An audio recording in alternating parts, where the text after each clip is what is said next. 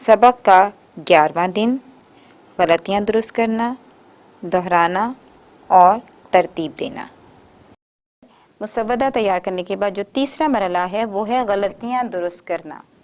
अब गलतियाँ दुरुस्त करने में अगर बच्चों ने कोई यहाँ गलती की हो, जैसे अगर बच्चों ने यहाँ पे इस तरह से लिखा हो कि रखो उठा के कॉपी किताब, अब रखो उठा कर होगा, रखो उठा के कॉपी किताब, रखो उठा कर कॉपी किताब, तो इसको यहीं बच्चों को कहेंगे कि इसको यहीं काट दें और यहाँ लिखें रखो उठा कर कॉपी किताब, सारा काम हो गया खराब।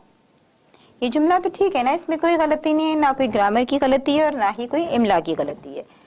आया मेरा दोस्त नवाब, ये जुमला भी ठीक है। आओ खाएं, आओ खाने चलें पराठा कबाब, क्या ये जुमला ठीक लग रहा है? आओ खाने चलें पराठा कबाब,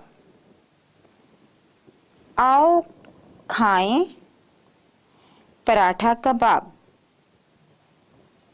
आओ खाएं पराठा कबाब, पहनो स्वेटर और जुराब।